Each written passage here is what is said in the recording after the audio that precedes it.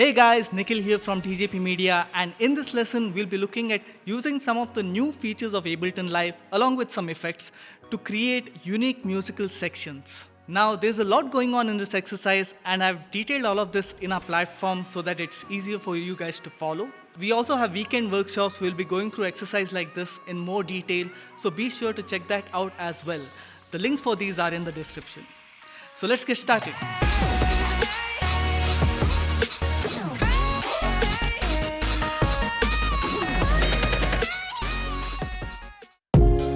In this video, we'll be looking at how to create such intense musical sections which are auto-generating new variations with every repetition. From the single musical section that you can see before you. So let's dig in and see what we got. Here are some drums which gives us a new pattern every time the loop repeats.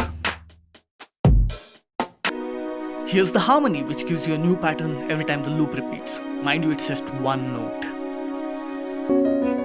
And here we have a beautiful symphony of melodies, again driven by that same single note. Now let's make a self-evolving beat from scratch. Pick a drum kit and start with closed hi-hats on every beat and open hi-hats on every other beat.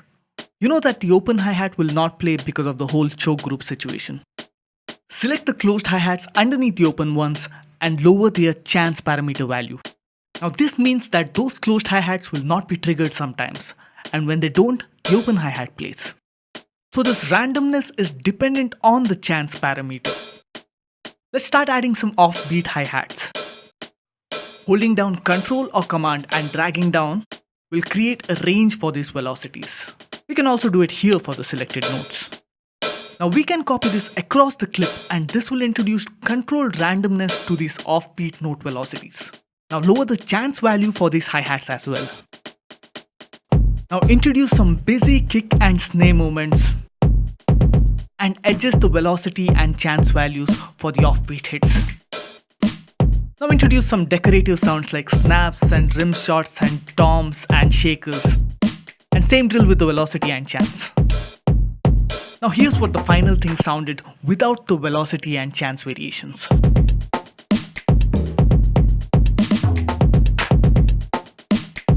Now with the velocity and chance variations.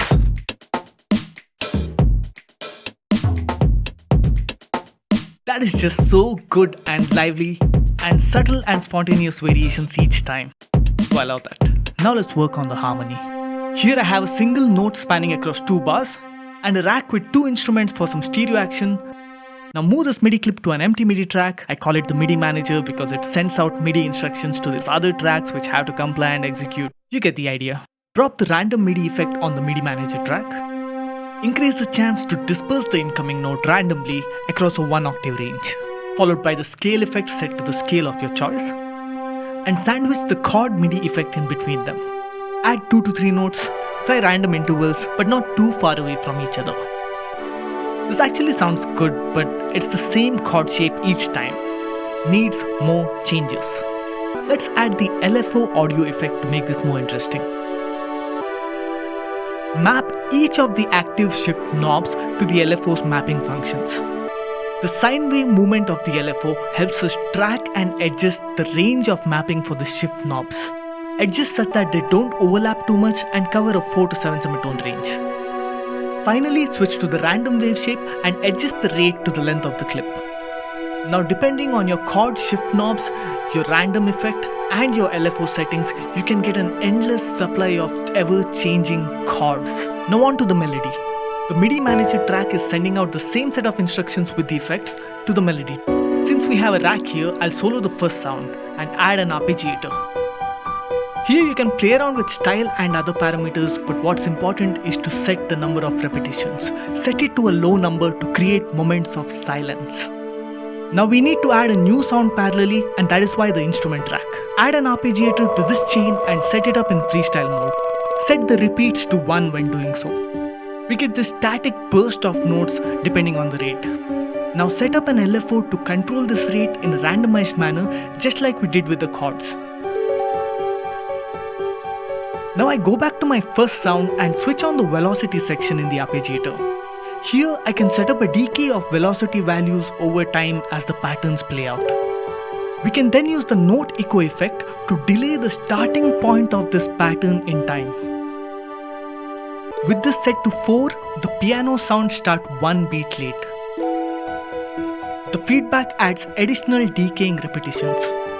In this manner, we can add multiple complementary sounds to the equation, add an arpeggiator to each of them and adjust the number of repetitions as well as control the rate of repetitions using the LFO.